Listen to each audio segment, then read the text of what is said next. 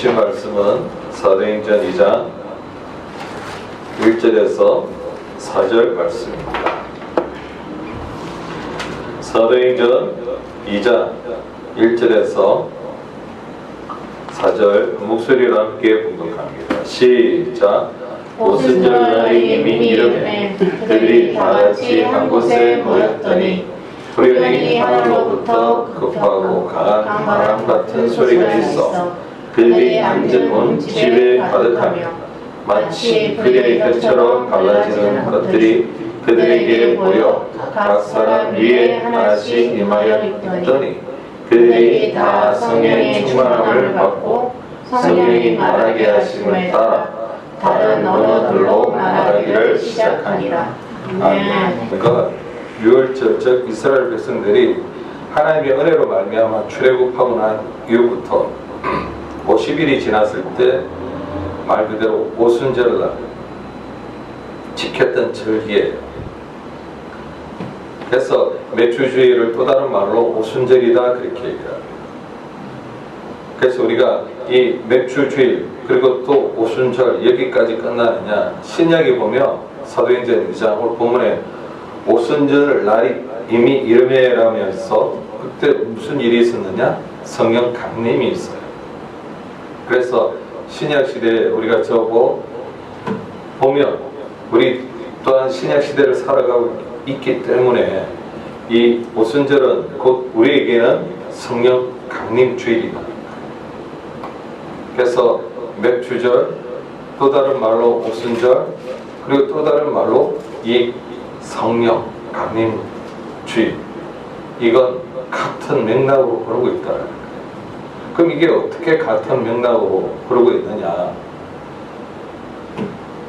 말 그대로 유대 절기인데 왜 맥주절이 오순절이며 오순절이 왜 신약에서는 강림주일로 이렇게 맥을 잇고 있느냐? 하나님께서 우리에게 주시는 메시지가 있다. 이게 어떤 메시지이냐? 맥주절은 우리가 알다시피 하나님께서 빈 마음, 허기진 영혼, 그 영혼들을 하나님 채워주시고 은혜를 베풀어 주시는 날이 바로 이 맥주주일이에요. 무슨 말이냐? 우리가 맥주주일을 알려면은 루키스를 보면 알 수 있어요. 하나님의 은혜를. 그게 무슨 말이냐? 루키스 1장 21절에 보면 나오미가 모압으로 갔다가 돌아오는 장면이 있어요. 근데 그가 뭐라고 고백을 하느냐? 내가 풍족하게 나갔더니 여호와께서 내게 비어 돌아오게 하셨느니라 그렇게 말해요. 자기는 풍족하게 모압 땅으로 갔는데 돌아올 때는 아무것도 없다라는 거예요. 비어 있다라는 거예요. 비어 있는 상태라 그렇게 나오미가 고백을 해요. 자, 그 고백을 할 때 그가 돌아온 시기가 언제냐? 루키스 1장 22절에 보면 바로 보리 수확을 시작할 때라고 말했습니다. 즉 맥추절 시즌이라는 거예요. 룻은 우리가 잘 알다시피 이삭 죽기를 위해 보아스의 밭으로 갔고 그곳에서 하나님의 은혜, 헤세드를 만나게 되죠. 그래서 보아스는 룻의 이 빈 그릇에 보리를 가득 채워주잖아요. 결국 그녀의 말 그대로 빈 그릇에 하나님은 공급하신다라는 거예요. 아멘. 그리고 어떻게 공급해 주시느냐? 예수 그리스도의 계보로 있는 은혜를 공급해 주시는 거죠. 아멘. 그래서 우리가 이 맥주절이라는 건 하나님의 축복이에요. 오늘날 우리도 상반기 우리 삶의 시작을 돌아보면 우리의 빈손을 하나님의 은혜로 채워주신 것을 알게 하시는 줄 믿습니다. 아멘. 여러분 상반기를 돌아보세요. 하나님 나에게 어떻게 은혜를 베풀어 주셨는지 그걸 알게 하시는 것이, 생각나게 하시고 깨닫게 하는 것이 맥주주일인 줄 믿습니다. 아멘. 그러면 우리가 이 두 번째 오순절은 어떤 의미냐? 이 오순절은 바로 하나님의 말씀이 돌에 새기지는 바로 그것을 오순절이라고 말해요. 무슨 말이냐? 보리수확을 해서 첫 단을 하나에 올려드리는 걸 초실절이라 그렇게 말해요. 흔들어드리는 거. 근데 그날을 우리가 7일을 7번 계산해서 77이 49, 이게 뭐냐? 77절이에요. 그리고 그 다음 날이 바로 오순절이라고. 그래서 이 오순이라는 건 다소도 열흘, 순일에게서 오순절, 50일, 바로 그런 뜻이죠. 근데 왜 이게 중요하냐? 바로 출애굽기에 보면 하나님께서 이스라엘 백성들이 출애굽하고 난 이후에 19장에 보면 이렇게 말씀을 해요. 1절에 이스라엘 자손이 애굽 땅을 떠난 지 3개월이 되던 날 그들이 시내 광야에 이르니라 그렇게 말합니다. 3개월이 되던 날이 이 히브리 원어로 보면 첫째 달 초하루 그렇게 말합니다. 3월 1일을 말합니다. 3월 1일. 근데 우리가 이 유대력으로 이렇게 계산해 보면 이 오순절이 왜 우리가 중요하냐? 출애굽을 할 때 바로 성경은 이렇게 말씀을 해요. 레위기 23장 5절에 보면 여호와의 유월절은 첫째 달 14일인데 유월절은 해질 무렵부터 시작되었다 그렇게 말합니다. 그러니까 유월절을 지키는데 그러니까 1월 시작이 1월 그러니까 첫 달 14일 저녁부터 시작이 되었다. 유대력을 우리가 좀 알 필요가 있는데 무슨 말이냐? 우리는 정오를 기준으로 해서 날짜를 하는데 이스라엘 백성들은 그렇지 않아요. 해질 무렵부터 시작이 된단 말이에요. 그래서 1월 14일부터 그들은 뭐예요? 유월절을 지켰어요. 그리고 그 다음 날은 뭐예요? 15일날 유월절을 지키고 15일 날부터 출발을 했다라는 거예요. 그래서 민수기 33장 보면 첫째 달 15일에 그들은 라암세스를 떠났습니다. 그날은 유월절 다음 날이었습니다. 이스라엘 백성은 모든 이집트 사람 앞에서 당당하게 행진했습니다. 그러니까 15일날 라암세스를 떠났다라는 거예요. 그날이 바로 유월절 다음 날이었다라는 거예요.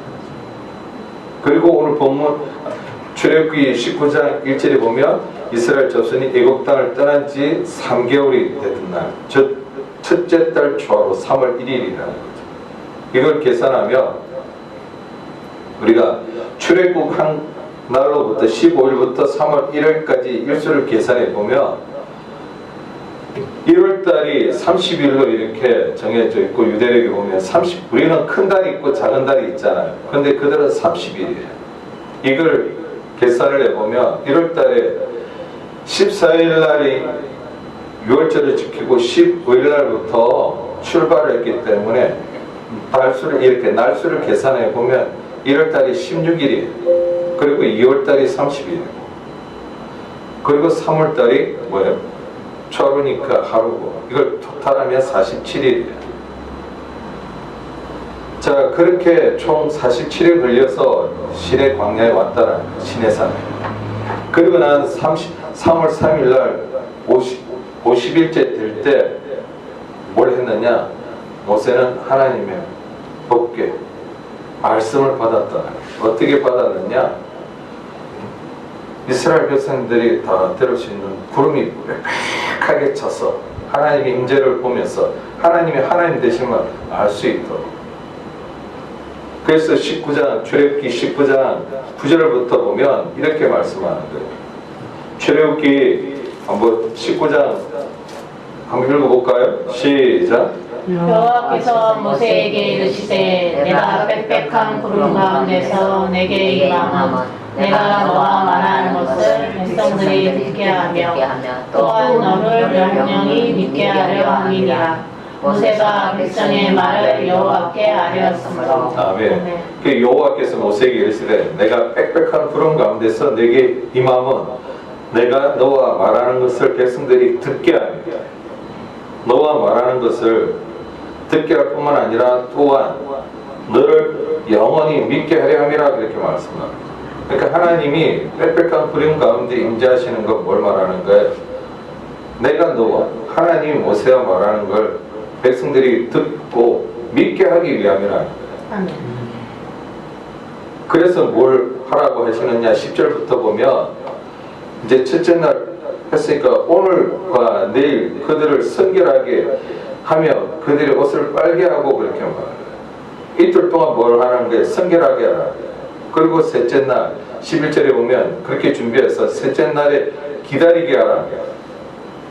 그래서 셋째 날에 나 여호와가 온 백성의 목전에서 시내산에서 강림하실 것이라.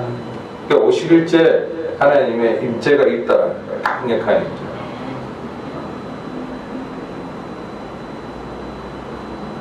자, 중요한 건 그렇게 강력한 임재 가운데 하나님이 임하신다고 했는데 그들은 뭘 하느냐?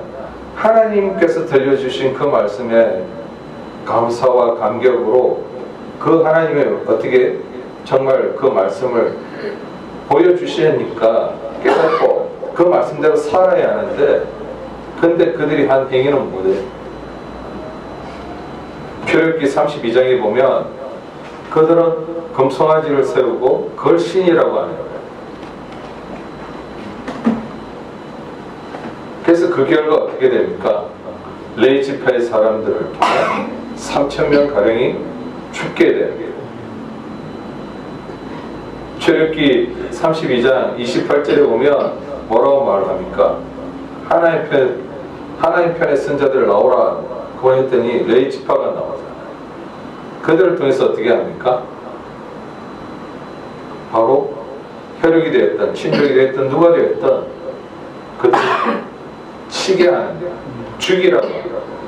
그래서 그때 죽은 사람이 3,000명 가량이라고.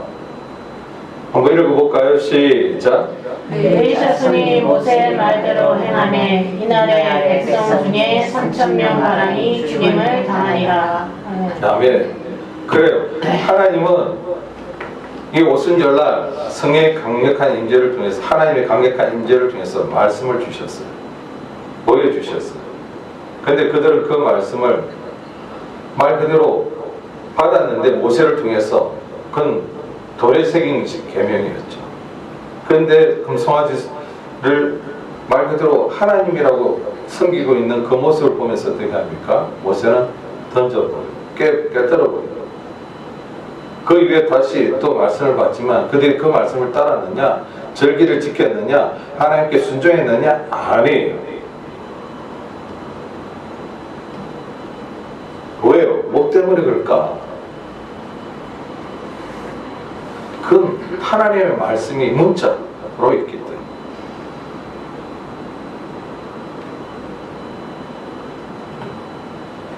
그래서 구약의 절기는 시내산에서 일어난 일들의 그림자라고 하는데 무슨 말이냐? 성경은 구약의 그 시내산 언약 이걸 뭘 말하느냐? 말 그대로 이 문자로만 보는 거예요. 글로만 보는 거예요. 언약, 약속을. 근데 신약의 오순절 강림의 언어는 완벽하게 뭐예요? 문자가 아니라 본문을 읽었듯 오늘 말씀을 우리가 읽었듯 나누었듯 뭐예요? 우리 심령에 새겨진 거예요. 문자가 아니라. 그래서 이 구약의 말씀과 이 신약의 말씀이 짝을 정확하게 이룬다는 게 뭐냐? 하나님은 이 문자 가지고는 안 하시고 마음에 이제 새기겠다라는 거예요. 왜? 말씀을 줬더니 아무도 안 믿어. 머리로만 믿어. 그리고 잘난 척하고 가르치려고. 그게 바리새인들이잖아요.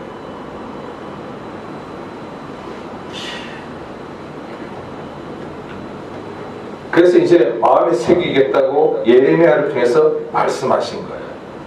그래서 예레미야서 31장 33절에 보면 내가 나의 복을 그들의 속에 두며 그들의 마음에 기록하여 나는 그들의 하나님이 되고 그들은 내 백성이 될 것이다. 그렇게 말씀하십니다.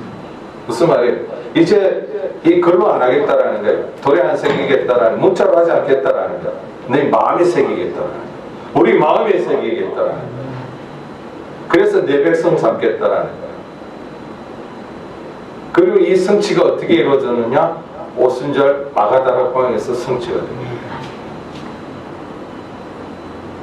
그래서 십계명을 마음으로 지킬 수 있도록 영으로 마음에 새겨 주신 날이 뭐예요? 바로 신약의 오순절 마가다락방의 성령 강림이라는 거예요. 그래서 영적인 말씀이, 이 영의 말씀이 말 그대로 짝을 이루었던 그 말씀의 성취를 이룹니다. 그래서 성령 강림절은 돌판이 아닌 우리 심령이 임한 불로, 성령의 역사로 온전히 이루어집니다. 그래서 오늘 우리가 읽은 이 본문 말씀을 여러분 다시 읽어보면 뭐라고 말씀하세요? 한번 읽어볼까요? 본문 말씀을 다시 한번 사도행전 2장 1절부터 4절까지 한번 읽어봅니다. 시작. 오순절 날의 이름에 그들이 다 지향 곳에 모였더니 호련히 하늘로부터 극하고 강한 바람 같은 소리가 있어 그들의 앉은 온 집에 가득하며 마치 불의 혀처럼 갈라진 것들이 그들에게 보여 각 사람 위에 하나씩 임하여 있더니 그들이 다 성령의 충만함을 받고 성령이 말하게 하심을 따라 다른 언어들로 말하기 시작하니라. 아멘. 신해사 오순절에서는 이 빽빽한 구름 가운데 출애굽기 19장 9절의 말씀대로 하나님이 하나님 되심을 말 그대로 믿도록 강력한 임재를 통해 보여주셨는데 그 임재로 문자를 주셨는데 말씀 새겨 주셨는데 돌판에 새겨 주셨는데 근데 안 믿었어요. 근데 이제 마가다락방에 임하신 이 성령의 강한 역사는 불의 혀같이 말 그대로 성령의 역사로 우리 심령에 임하시고 새겨지니까 놀라운 변화가 일어났다는 거예요. 어떻게 일어났느냐? 바로 베드로를 통해서 우리는 알잖아요. 성령을 받기 전에 베드로는 어떻게 합니까? 두려움에 가득 차 예수를 3번이나 부인했고 그리고 부활을 목격하고도 나는 물고기 잡으러 가노라 그랬단 말이에요.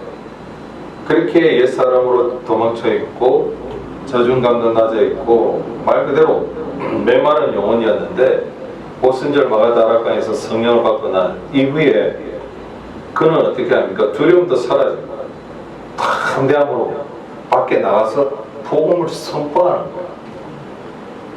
그때 어떤 역사가 나타나요? 바로 수많은 영혼들이 오순절을 지키기 위해 예루살렘을 찾아왔던 수많은 영혼들이 3,000명이 회개하는 역사가 일어나요.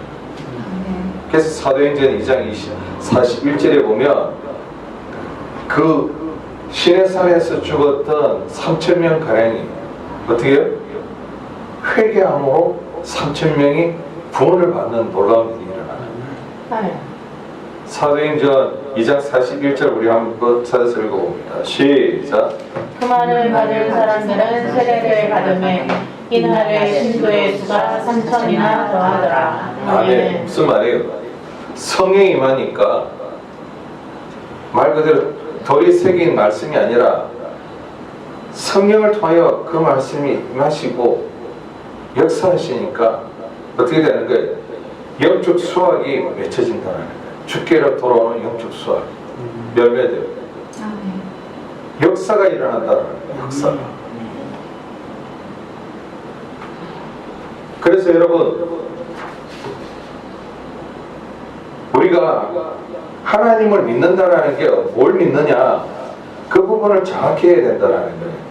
그건 바로 하나님의 말씀을 믿는 건데 그 하나님의 말씀을 믿는다라는 건 하나님의 역사심을 믿는다는 거예요. 19세기 말에 남태평양을 이렇게 항해하던 도술단 떼목선이 있었어요. 근데 도술단 이 떼목선은 무풍지대에서는 힘을 못 써. 왜? 바람이 있어 움직이니까.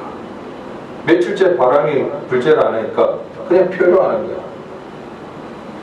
그러니까 가져 그 입던 물도 다 떨어지고, 그리고 더 시간이 지나니까 서너 몇은 물을 못 마시니까 정신 이상 상태까지 올 지경이 되어버린 거예요.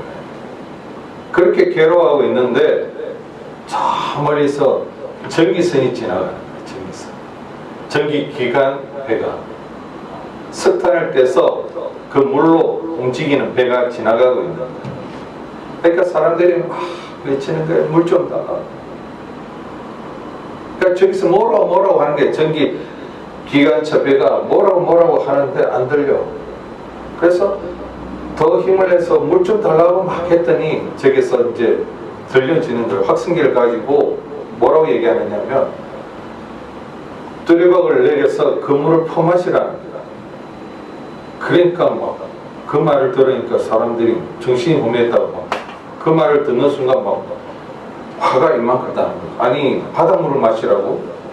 우리 보고 지금 다 죽으라는 말이야. 그래서 막 화가 나려고 하는데, 근데 알고 봤더니 지금 자기들이 표류하고 있는 이 물은 바닷물이 아니야.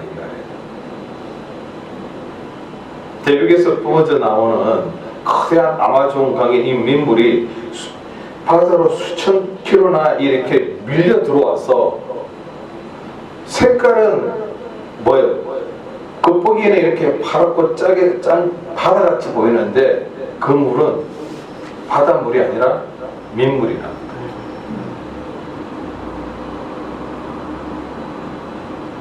여러분, 뭘 제가 말씀을 드리려고 하느냐면, 오늘 많은 그리스도인들이 이 표류하는 선원들처럼 세상이라는 짜릿한 이 세상 속에서 목마르다, 외롭다, 뭐 공허하다 이렇게 돈으로 명예로 세상의 쾌락으로 그 빈 마음을 채우려고 해요. 하지만 마시면 마실수록 그 갈증이 없어지느냐? 아니에요. 오히려 더 심해질 뿐이지. 예수님께서 이미 십자가에 죽으시고 부활하심으로 우리 인생에 생수의 생명을 바다 위에 이렇게 띄워주셨단 말이에요. 그래서 우리는 그 생수 위에서 살아간다.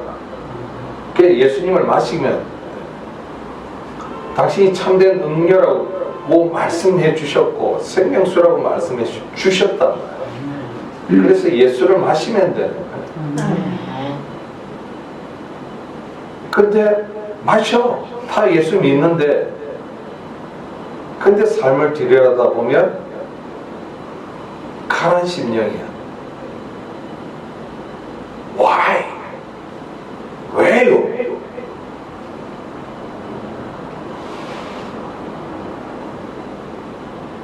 성령이 없으니까.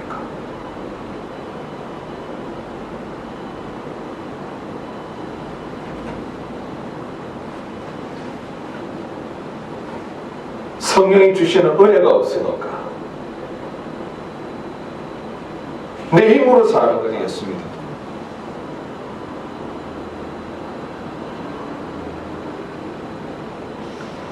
여러분, 우리가 왜 맥주주의를 지켜야 하느냐? 왜 나라의 절기를 왜 지켜야 하느냐? 혹 이렇게 얘기하는 이들도 있어요. 근데 여러분, 맥주절을 지킨다라는 그 의미는 첫 열매를 드린다는, 이 첫 열매를 드리는 것, 삶의 우선순위를 하나님께 드리는 거예요. 그리고 여러분, 더 중요한 건 문자에 갇힌 신앙이 아니라 하나님 나를 사랑합니다, 사랑하십니다 이렇게 문자에 갇힌 게 아니라 그 사랑이 믿어지고 그 사랑을 누려야 돼요. 어떤 상황이 되든. 그러려면 여러분 성령이 이끄시는 말씀의 통치를 받아야 되는 거예요. 이게 오순절이에요. 이게 오순절. 성령의 이끄심과 말씀의 통치하심이 없는데, 즉 말씀의 다스림이 없는데, 머리로만 아는 지식인데 어떻게 기쁨이 있겠습니까? 그 말씀이 믿어져야죠. 아무리 힘들고 어려워도 그 말씀이 믿어질 때는 자유함이 있다.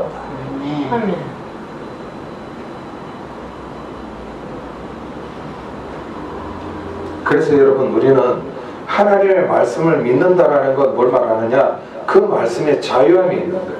아멘. 성령의 역사가 있다라는 거예요. 그것이 바로 어떻게 이루어지느냐? 성령의 충만함. 아멘. 그래서 성령의 충만함을 구하며 기도의 자리로 나오는 걸 말하는 거예요. 이게 성령 강림, 성령 강림. 그래서 우리가 꼭 말하는 성령 충만이라는 거예요. 우리는 성령 충만 없이는 살 수 없어요. 아멘. 왜 기도하러 갑니까? 성령 충만함을 받으라. 아멘. 너 힘으로 살다가는 곧 뭐 한다라는 거예요. 가란 심령이 된다라는 거예요.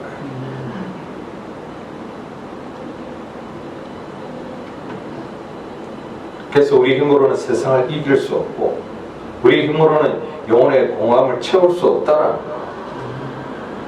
오직 성령이 임하실 때 이 텅 비어 있는 루스의 인생, 하나님께서 보아스라는 사람을 준비해서 채워주시고, 그뿐만 아니라 예수님의 족보에 오르는 그 축복을 베풀어 주시듯이,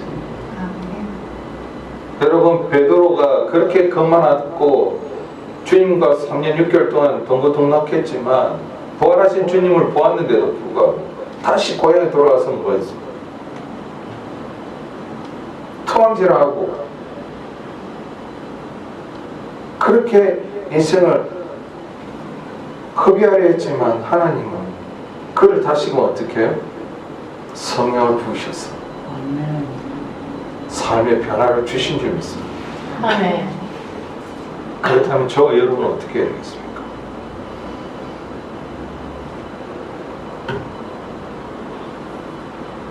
그래도 우리가 기도 안 해도 되겠습니까?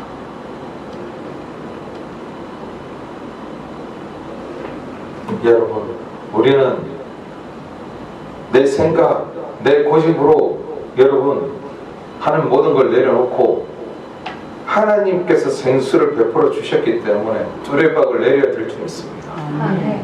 그걸 마셔야 될 줄 믿습니다. 아멘. 왜? 하나님이 주시는 그 생수는 목마르지 않다고 했단 말이에요. 그 생수를 마시고 기쁨과 즐거움, 아멘. 하반기의 삶을 주와 함께하며 살아가시고 살아내시길 주의 이름으로 축복합니다. 아멘. 아멘. 아버지 하나님 감사합니다. 왜 우리가 맥주 주의를 지켜야 하는지, 그 의미가 어떤 의미인지 오순절과 성령 강림 주의를 통하여 깨닫게 해주시고 알게 해주셔서 감사합니다. 아멘. 우리 힘으로 살지 않고 우리 고집대로 살지 않고 아멘. 성령이 주시는 힘으로 살아가도록 성령 충만케 역사해 주옵소서. 아멘. 살아계신 주 예수님의 이름으로 감사기도 올려옵나이다. 아멘.